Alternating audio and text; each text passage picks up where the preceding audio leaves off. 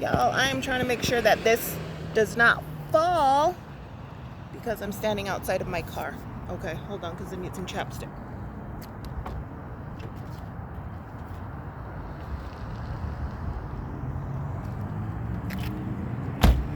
So y'all, I'm going to share with you the story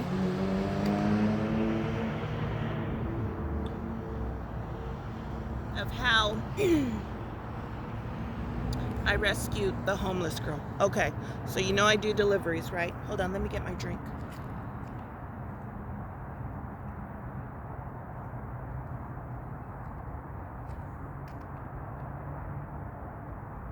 I have got to have my caffeine, y'all. I am a coffee connoisseur.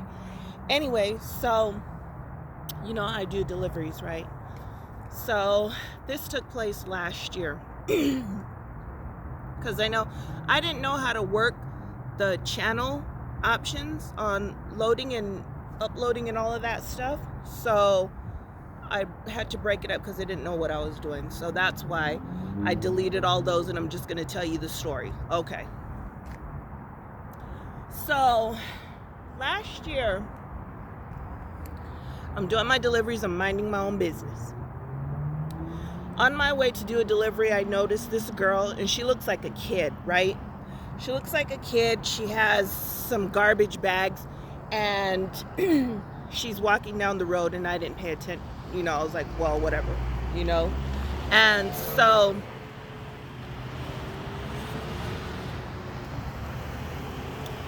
I thought to myself, well, maybe she's, going to her neighbor's behind the way to do her laundry, washing machine probably broke down or whatever.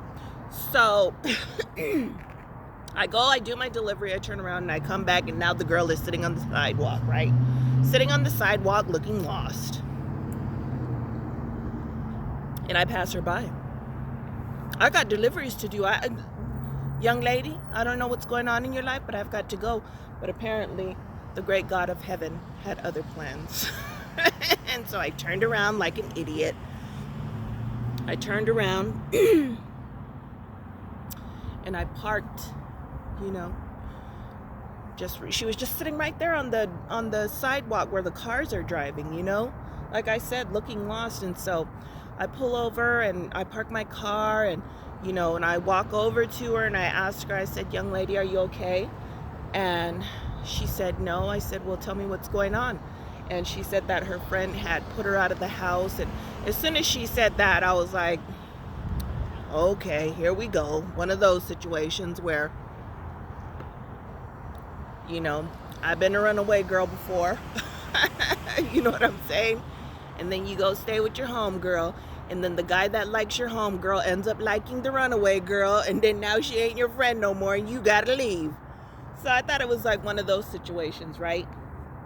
So come to find out that, y'all, anyway, so let me, so I said, all right. I said, well, where are your people at? And she said she didn't have any family. I said, all right, well, do you have your identification so we can get you some resources, right? She said they won't give me back my IDs. I said, well, what is the address? Because thinking we could call the authorities, have them go over there, get her IDs or whatever the case. She said, I don't know the address. I said, all right, well, if we drive by the house, I said, I saw you coming from this street over here. I said, if we drive by the house, will you recognize it? Yes. Okay, we drive by. Okay. We get there. I tell her, stay in the car, and I ask her what the person's name is, right? Go over there. Now listen to me, and I kid you not. Think of every house where the wanted serial list lives and kidnaps all the girls and drags them there, right? Think of that house. That's the house. It was all boarded up. There was no wind. Y'all, when I tell you this house, anyway. So I noticed that there's these security cameras all over the place, but one more time, the house is boarded up. They can see me, but I can't see them. And to the walkway, to the door, there's a walkway. It's inside of an enclosure, right? So I might be stupid at a lot of things, but I ain't stupid enough to walk in there. Not today, kidnapper. So nevertheless, I just start banging on all of the boards. They had planks, boards, shiplap. They had everything boarded up, right? I just start banging. First hillbilly comes out. I said, hello. I said, I need this young lady's IDs. I need her identification. She has all of her belongings. She's left nothing here. You know, they go into this. So I was like, well, where is the guy at? You know, and I tell his name. He's not here. He's not here. He's gone. He's busy, right? All right. Then another hillbilly comes out, says the same song and dance. Then the third hillbilly, the fourth hillbilly, the fifth hillbilly. And at this point in time, I'm getting agitated with all of them, right?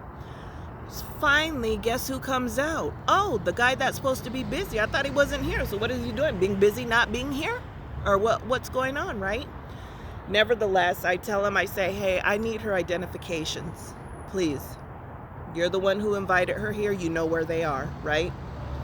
He goes and he brings the identifications. Oh, I thought no, but she had all her belongings, right?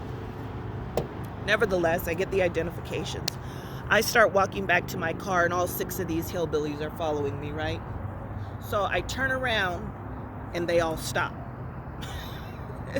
And I point at them, and I let them know. I said, listen, I said, this girl is not to come back to this property, and you are not to communicate with her. Don't you call her, text her, Facebook, Instagram, whatever else you guys do, don't do, okay? And she's going to refrain as well. They were all like, yes, ma'am. I said, all right, have a good day. And I'm out. I put it in drive out. I bounced. I was like, we got to get out of here because there's only 2 of us and there's like 6 of them and who knows who else is on the inside, you know? So, nevertheless, you know, I take her to the safe space, get her cleaned up, get all those things done for her. And when I'm getting her cleaned up, I notice that she has human bite marks on her flesh, right? And so, you know, I show her how to take a bath. It's one of those type of baths. They call it a whole bath, right? When you're in jail, hobo bath, whatever. You know, you got a sink, you got a toilet, you got a washcloth, make it happen, right? So, nevertheless, I show her what to do.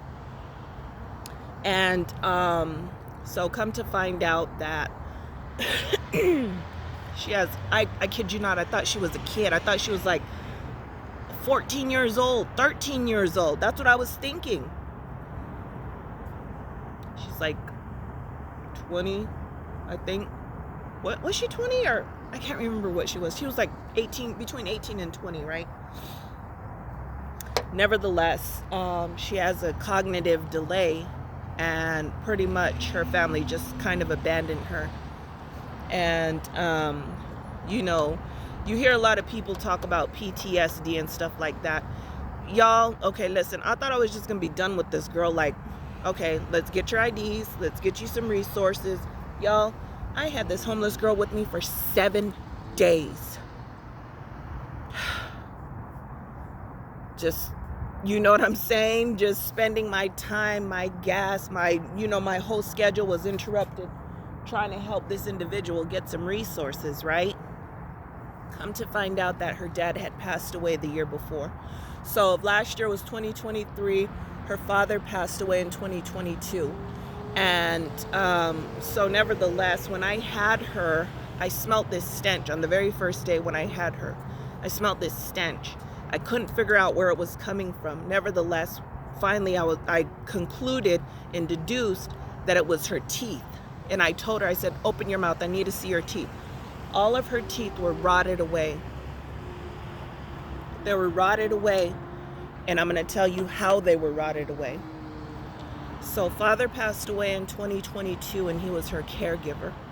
Her mother had attempted to kill her when she was a baby, right? And her mother wants nothing to do with her.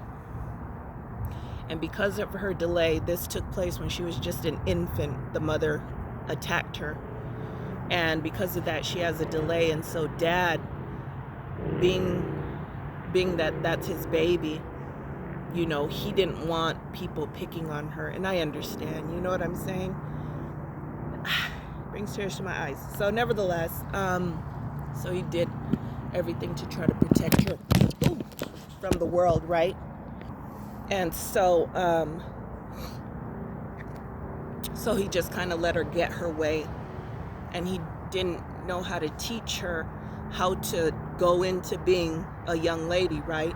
So she didn't have to brush her teeth. She didn't have to do a lot of things, right? So anyway, he passed and she was there. And so in spending this time with her, trying to get her some resources, one of the things that she said to me, I hope y'all can see me. So anyway, one of the things that she said to me was that she missed her dad. So, and I understand, you know what I mean? But so I had this girl for 7 days just, you know, trying to help her out, and you know, much more things happened than that. But she saw her dad have a heart attack in front of her. That I have no patience for people that sit there and say, I have PTSD, right? This girl has PTSD. She was there when her dad had a heart attack, her only caregiver, and since her dad passed, all of the people that should be there to help her and to love her and to guide her into her womanhood have abandoned her because of her cognitive delay. You know what I mean? And when she had these bite marks, when I saw those bite marks on her body, listen to me, I already explained to you how the house looked, right? I already described it. She also told me that they wouldn't let her go outside. How did she get there? She went online and met a man who just got out of prison, and he invited her to that house. Now here's the scary part. It's even more. When I finally got in contact with her brother, guess what he told me? The last time he heard from his sister is when she went into that house. God purposed for me to be there on that day. Anyway, you know, there's so much more that happened in between then and the 7 days, but let me tell you something. I was like, why did I even turn around and check on this homeless girl? You know, but look, she's doing all right today. Brother calls me and gives me updates, and she's doing all right today, to my knowledge. So all is well. But y'all, that was scary. He didn't hear from her because they communicate quite a bit. So when he had said that, that just sent chills through my body. But anyway, so look, that ain't the only person I rescued. Y'all, when you see this hat in the sky, know that I'm on the case. Thank y'all for listening. It's getting dark out here, y'all. I've got to go. I've got to leave y'all.